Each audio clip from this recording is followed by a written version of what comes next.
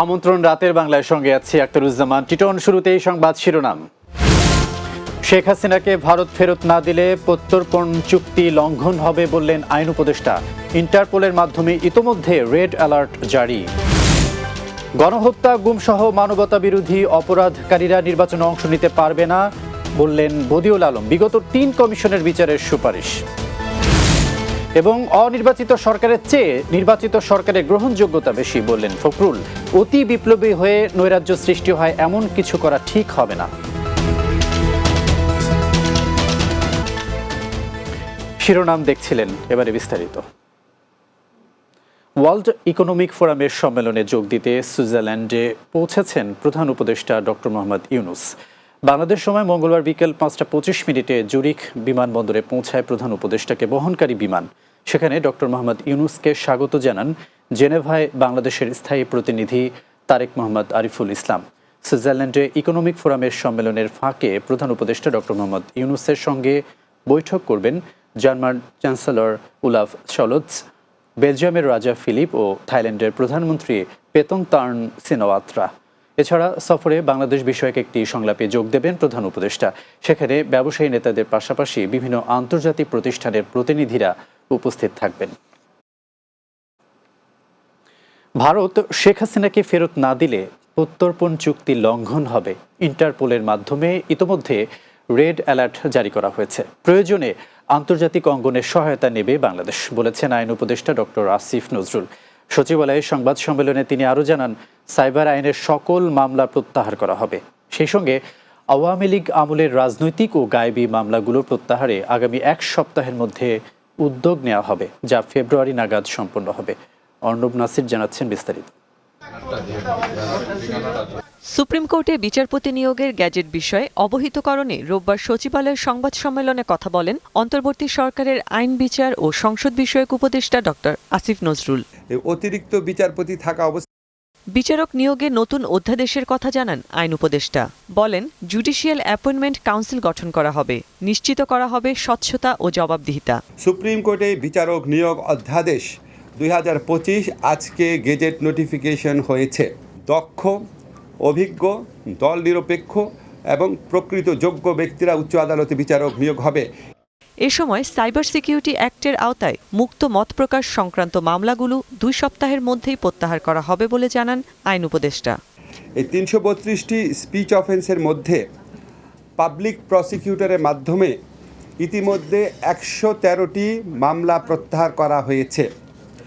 আমরা আশা করছি আগামী 2 সপ্তাহের মধ্যে স্পিচ অফেন্স সংক্রান্ত যতগুলা মামলা আছে সব প্রত্যাহার করা হবে। এছাড়া বিগত 15 বছরে আওয়ামী লীগ আমলে 25 জেলায় 2500-এর বেশি রাজনৈতিক গায়েবী মামলা চিহ্নিত করার তথ্য জানিয়ে উপদেষ্টা বলেন, আগামী 7 দিনের মধ্যে এগুলো প্রত্যাহারের উদ্যোগ নেবে সরকার। 25টি জেলাতেও আরও মামলার খোঁজ খবর নেওয়া হচ্ছে। তো আমরা আশা করছি আমরা ফেব্রুয়ারির মধ্যে গায়েবী মামলা প্রত্যাহারের কাজ সম্পন্ন করতে পারবো। সংবাদ সম্মেলনে আইন উপদেষ্টা বলেন, ছাত্র জনতার অভ্যুত্থানে ক্ষমতাচ্যুত পলাতক স্বৈরশাসক শেখ হাসিনাকে গণহত্যার বিচারের জন্য ভারত ফেরত না দিলে তা হবে প্রত্যর্পণ চুক্তি লঙ্ঘন। চিঠি লেখার পর ভারত যদি শেখ হাসিনাকে প্রত্যর্পণ না করে, তাহলে এটা বাংলাদেশের সাথে ভারতের যে প্রত্যর্পণ চুক্তি সেটা সুস্পষ্ট লঙ্ঘন হবে। সেটা আমরা সেই ব্যাপারে আমরা বিশ্ব সমাজে কি পদক্ষেপ নেব সেটা আমাদের পররাষ্ট্র মন্ত্রণালয়ের মাধ্যমে ঠিক করা হবে। এরই মধ্যে ইন্টারপোলের রেড অ্যালার্টের কথাও জানান আইন উপদেষ্টা। রেড অ্যালার্ট জারি করা হয়েছে ইন্টারপোলের মাধ্যমে। আমাদের যা যা করণীয় আছে আমরা করে যাচ্ছি। অর্ণব নাসির, বাংলা টিভি, ঢাকা। সম্প্রতি যেসব পণ্য ও সেবায় ভ্যাট ট্যাক্স বাড়ানো হয়েছে তা আগামী বাজেটে সমন্বয় করা হবে, জানিয়েছেন অর্থ উপদেষ্টা ডক্টর সালেউদ্দিন আহমেদ। মঙ্গলবার সচিবালয়ে সরকারি ক্রয় সংক্রান্ত উপদেষ্টা পরিষদ কমিটির বৈঠক শেষে সাংবাদিকদের একথা জানান তিনি। ভ্যাট বাড়ানোর কারণে জিনিসপত্রের দাম তেমন একটা বাড়েনি বলেও এ সময় দাবি করেন উপদেষ্টা সালেউদ্দিন। এ সময় তিনি আরও জানান, ওএমএসে পণ্য বিক্রি কার্যক্রম বন্ধ রাখার সিদ্ধান্ত নেওয়া হয়েছে। এখন কি প্রেক্ষিতে করেছি, কি রেশনাল, সেটা কিছুদিন পর আপনি জানতে পারবেন। আর বাজেটের সময় আমি বলেছি যে এখন ভ্যাটের ব্যাপারটা দেখেছি, কিন্তু বাজেটে যেটা মেইন যেগুলো থাকবে ট্যাক্সগুলো, সেখানে আমরা ওটাকে আরও ভালোভাবে সমন্বয় করব। মানবতা বিরোধী অপরাধীরা ও যারা বিচার বহির্ভূত হত্যাকাণ্ড করেছে তারা যেন প্রার্থী হতে না পারেন এমন সুপারিশ করা হয়েছে। মঙ্গলবার রাজধানীর আগারগাঁওয়ে নির্বাচন ভবনের মিডিয়া সেন্টারে সাংবাদিকদের এ কথা জানান নির্বাচন ব্যবস্থা সংস্কার কমিশনের প্রধান ডক্টর বদিউল আলম মজুমদার। তিনি বলেন, নির্বাচনী অঙ্গনকে দুর্নীতিমুক্ত করতেই নির্বাচন ব্যবস্থায় সংস্কার প্রস্তাব করা হয়েছে। এছাড়া সাংবিধানিক দায়িত্ব পালনে ব্যর্থতা এবং শপথ ভঙ্গের কারণে বিগত 3 নির্বাচন কমিশনের কর্মকর্তাদের বিচারের আওতায় আনতে কমিশন গঠনের সুপারিশ করার কথাও জানান বদিউল আলম মজুমদার। তারা বিভিন্নভাবে গুরুতর মানবাধিকার লঙ্ঘন করেছে, আমরা কি চাই তারা আবার এসে আমাদের রাষ্ট্র পরিচালনা করুক? আমি তো মনে করি অধিকাংশ জনগণে চায় না। এখন আমরা প্রস্তাব করেছি কারণ অধিকাংশ জনগণে চায়। এখন এগুলো বিন্দু হবে কি না হবে এটা নির্ভর করবে আমাদের রাজনৈতিক দল এবং সরকার। অতি বিপ্লবী কোনো চিন্তা ভাবনা নিয়ে সমাজে অস্থিরতা সৃষ্টি কাম্য নয় মন্তব্য করেছেন বিএনপি মহাসচিব মির্জা ফখরুল ইসলাম আলমগীর। মঙ্গলবার দুপুরে জাতীয় প্রেস ক্লাবে জিয়াউর রহমানের জন্মবার্ষিকী ও জিয়া স্মৃতি পাঠাগারের 12তম প্রতিষ্ঠাবার্ষিকী উপলক্ষে আয়োজিত গ্রন্থ আড্ডায় তিনি কথা বলেন। এ সময় মির্জা ফখরুল বলেন, স্বৈরাচারের আমলে কেউ কথা বলার সাহস না পেলেও এখন সবাই দাবি আদায়ে মাঠে নেমেছেন। এই সরকারের দেশ পরিচালনার অভিজ্ঞতা না থাকায় কাজে ভুল ত্রুটি হচ্ছে। দেশে গণতন্ত্র ফিরে এলে সব ঠিক হয়ে যাবে। তিনি বলেন, অনির্বাচিত সরকারের চাইতে নির্বাচিত সরকারের সমস্যা সমাধানের সক্ষমতা বেশি থাকে। ন্যূনতম সংস্কার করে নির্বাচনের ব্যবস্থা করার আহ্বান জানান বিএনপি মহাসচিব। যে কোনো নির্বাচিত সরকার কিন্তু একটা অনির্বাচিত সরকারের চেয়ে ভালো। আমার এক্সেস থাকে, আমি যেতে পারি, কথা বলতে পারি। নির্বাচনটার কথা এই জন্যই তাড়াতাড়ি বলি যে নির্বাচনটা হলে এই সমস্যাগুলো চলে যাবে।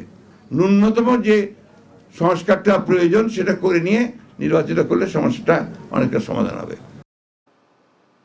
স্বাধীনতার পর থেকে দেশে যে সংস্কার হয়েছে তার 90 ভাগই করেছে বিএনপি মন্তব্য করেছেন দলের স্থায়ী কমিটির সদস্য আমির খসরু মাহমুদ চৌধুরী। মঙ্গলবার দুপুরে যশোর চেম্বার অফ কমার্স আয়োজিত খুলনা বিভাগের অর্থনীতি পুনরুদ্ধারে রাজনৈতিক অঙ্গীকার শীর্ষক মত বিনিময় সভায় এই মন্তব্য করেন তিনি। খসরু বলেন, দেশের অর্থনীতি আজ যেখানে এসেছে সেটা বিএনপি সংস্কারের কারণেই হয়েছে, যা শুরু করেছিলেন শহীদ প্রেসিডেন্ট জিয়াউর রহমান। তাই সংস্কারের ব্যাপারে বিএনপির কারো কাছ থেকে ছবক নেওয়া লাগবে না। বাংলাদেশ স্বাধীন হওয়ার পর থেকে 90% সংস্কার যা করা হয়েছে সেটা বিএনপি করেছে। বাংলাদেশের অর্থনীতি আজকে যেখানে এসেছে এটা বিএনপির সংস্কারের কারণে। শুরু করছেন জিয়াউর রহমান সাহেব, একদলীয় শাসন থেকে বহুদলীয় গণতন্ত্র, আপনার সরকার চালিত অর্থনীতি থেকে মুক্তবাজার অর্থনীতি থেকে যে শুরু হয়েছে, প্রতিটি পদক্ষেপে সংস্কারের মাধ্যমে বাংলাদেশ আজকে এখানে এসেছে। খুনিদের দল আওয়ামী লীগকে নির্বাচনে অংশ নিতে হলে আগে গণহত্যার বিচারের সাজা খাটতে হবে মন্তব্য করেছেন বাংলাদেশ জামায়াতে ইসলামীর আমির ডাক্তার শফিকুর রহমান। মঙ্গলবার দুপুরে বরিশাল নগরীর বান্দর রোডের ঈদগাহ ময়দানে জেলা এবং মহানগর জামায়াতে ইসলামীর কর্মী সম্মেলনে কথা বলেন তিনি। জামায়াতের আমির বলেন, একটি নিরাপদ ও মানবিক বাংলাদেশ গড়ার লক্ষ্যে ঐক্যবদ্ধ লড়াই অব্যাহত থাকবে। এই বার্তা প্রতিটি ঘরে পৌঁছে দেওয়ার জন্য নেতাকর্মীদের আহ্বান জানান তিনি। আগামীতে সুষ্ঠু নির্বাচন হলে ওই গণহত্যাকারী দল বাংলাদেশের নির্বাচনে অংশগ্রহণ করতে পারবে কি? আমরা বলি আগে গণহত্যার বিচারটা হোক, ক্ষতিগ্রস্ত লোকেরা আগে তাদের ইনসাফটা পাক, তারপরে তারাই রায় দিবে যে ওনারা এই দেশে রাজনীতি করার অধিকার রাখেন কি। রাজনীতির নাম যদি গণহত্যা হয় তাহলে এমন দল বাংলাদেশের জনগণ বরদাস্ত করবে না। বিনা নোটিশে ভোরের কাগজ বন্ধ করার প্রতিবাদে সংবাদ সম্মেলন করেছে প্রতিষ্ঠানটির সাংবাদিক ও কর্মচারীরা। মঙ্গলবার দুপুরে জাতীয় প্রেস ক্লাবে সংবাদ সম্মেলনের আয়োজন করা হয়। এই সময় ভোরের কাগজের চিফ রিপোর্টার খন্দকার কাউসার হোসেন বলেন, ভোরের কাগজের প্রকাশনা পুনরায় চালু করার নির্দেশ দেয়া হোক। অনতিবিলম্বে কর্মীদের পাওনা পরিশোধ করে ভোরের কাগজ খুলে দিয়ে প্রকাশনা অব্যাহত রাখার দাবি জানান তিনি। অনতিবিলম্বে ভোরের কাগজ খুলে দেওয়ার দাবি জানাচ্ছি, পত্রিকার প্রকাশনা অব্যাহত রাখার দাবি জানাচ্ছি। সঙ্গে সঙ্গে আমাদের সমস্ত বকেয়া পরিশোধ করার দাবি জানাচ্ছি। অফিসে যদি আমাদের এই দাবি মেনে নেওয়ার কোনো নোটিশ দেওয়া না হয় তাহলে আমরা আগামী বৃহস্পতিবার দুপুর 12টায় ভোরের কাগজের মালিক পক্ষের যে অফিস কাকরেলের HR ভবন, সেই HR ভবন ঘেরাও করার কর্মসূচি ঘোষণা করছি। রাতের বাংলায় এবার একটা বিরতি, ফিরে আসার পর অন্যান্য খবরের সাথে আরও যা থাকছে।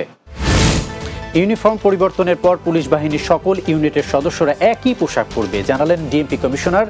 ধীরে ধীরে বাড়ছে কর্মস্পৃহা।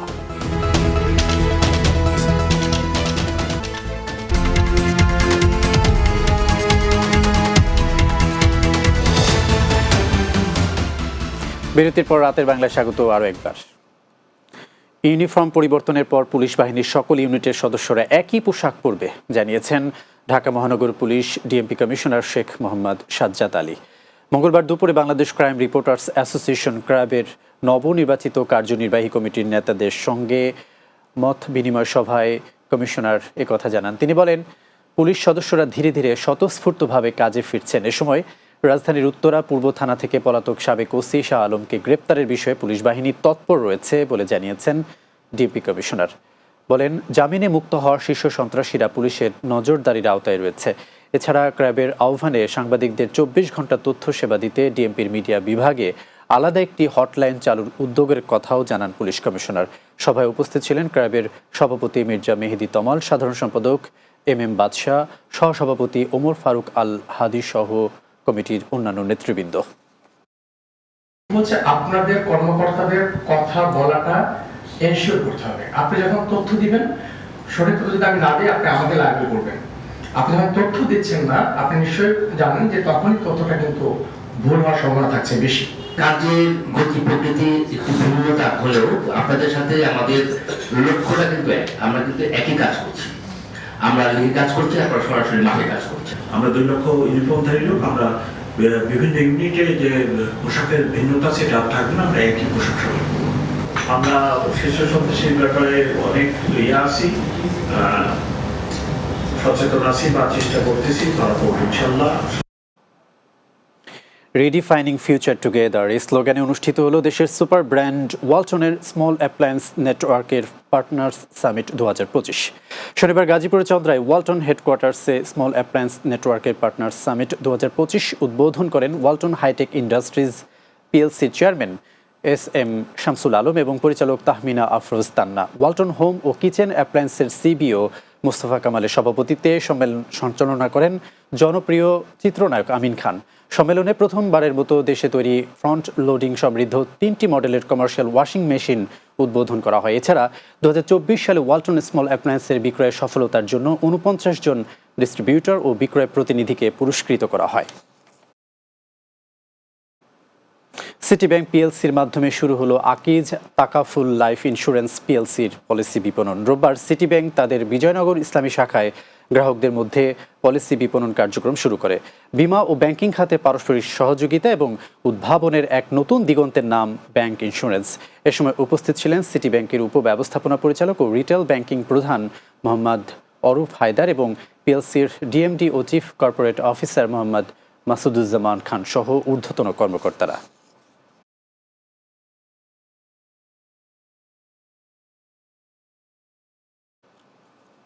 এবারে Lusai shipping and trading Chattogram সংবাদ।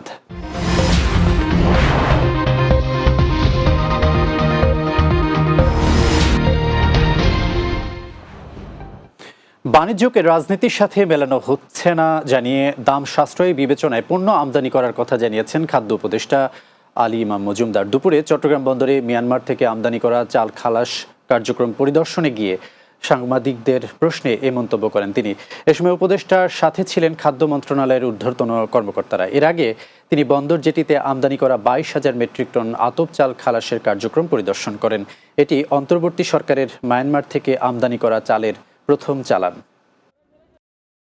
বাণিজ্যকে আমরা রাজনীতির সাথে মিলাচ্ছি না।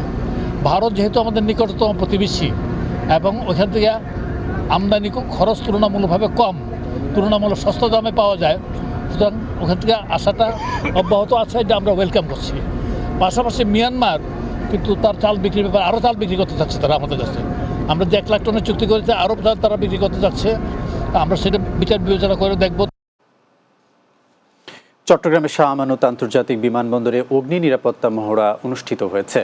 মঙ্গলবার সকালে বিমানবন্দর সংশ্লিষ্ট বিভিন্ন সংস্থার অংশগ্রহণে এই মহড়া সম্পন্ন হয়। চট্টগ্রাম শাহ আমানত আন্তর্জাতিক বিমানবন্দরের জনসংযোগ কর্মকর্তা মোহাম্মদ ইব্রাহিম খলিল জানান, দুর্ঘটনা মোকাবেলায় এই ধরনের প্রশিক্ষণের প্রয়োজন। এতে প্রধান অতিথি ছিলেন বেসামরিক বিমান চলাচল ও পর্যটন মন্ত্রণালয়ের সচিব নাসরিন জাহান।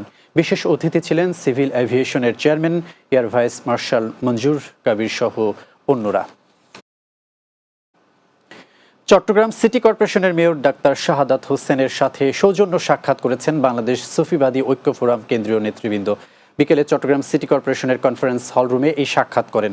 এ সময় উপস্থিত ছিলেন বাংলাদেশ সুফিবাদী ঐক্য ফোরামের চেয়ারম্যান সাংবাদিক নূর মোহাম্মদ রানা, মহাসচিব মাস্টার মোহাম্মদ আবুল হুসাইন, উপদেষ্টা বীর মুক্তিযোদ্ধা মোহাম্মদ আলী, যুগ্ম মহাসচিব মোহাম্মদ ইলিয়াস সোহেল, প্রচার সম্পাদক সাংবাদিক মোহাম্মদ নাজিম উদ্দিন মিয়াজি সহ অন্যরা। চট্টগ্রামে অক্সিজেন এলাকায় আওয়ামী সন্ত্রাসী বাহিনীর চাঁদা না দেয়ায় প্রাণনাশের হুমকির প্রতিবাদে সংবাদ সম্মেলন করেছে ভুক্তভোগী পরিবার। সকালে নগরীর চট্টগ্রাম একাডেমি হলে সংবাদ সম্মেলনে লিখিত বক্তব্যে এই অভিযোগ করেন পাঠানপুর জামে মসজিদের মোতাওয়াল্লি ভুক্তভোগী ইব্রাহিম। এ সময় তিনি বলেন, প্রতিটি মুহূর্ত আতঙ্কের মধ্যে দিন কাটাতে হচ্ছে, তাই অপরাধীদের গ্রেপ্তার করে দ্রুত আইনের আওতায় আনতে প্রশাসন এবং সরকারের দৃষ্টি আকর্ষণ করেন ভুক্তভোগী পরিবারটি। চট্টগ্রাম নগরীর চকবাজার ওয়ার্ডের কাপাসগোলা ইউনিট আওয়ামী লীগের সভাপতি হাজি সেলিমকে গ্রেপ্তার করেছে পুলিশ। নগরীর চটেশ্বরী এলাকা থেকে তাকে গ্রেপ্তার করা হয়। গ্রেপ্তারকৃত হাজি সেলিম পাঁচলাইশ থানাধীন টুপিওয়ালা পাড়ার মৃত আব্দুর রহমানের ছেলে। গ্রেপ্তারের বিষয়টি নিশ্চিত করে পাঁচলাইশ থানার ভারপ্রাপ্ত কর্মকর্তা মোহাম্মদ সুলাইমান জানান, চকবাজার ওয়ার্ড আওয়ামী লীগের সভাপতি আটককৃত হাজি সেলিমের বিরুদ্ধে একাধিক মামলা রয়েছে।